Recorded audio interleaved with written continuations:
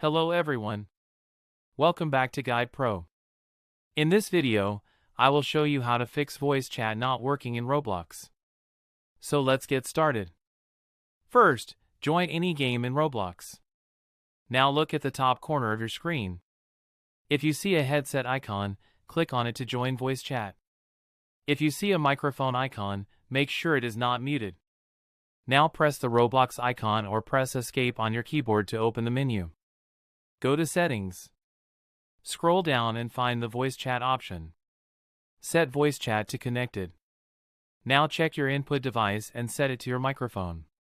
Also set your output device to your headset or the device you use for audio.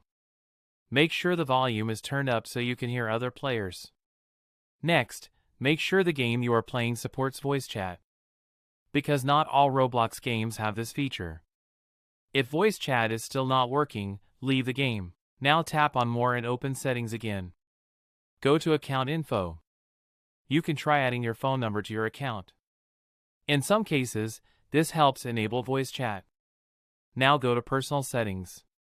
If you see an option like Continue with Selfie or Continue with Camera, complete the process.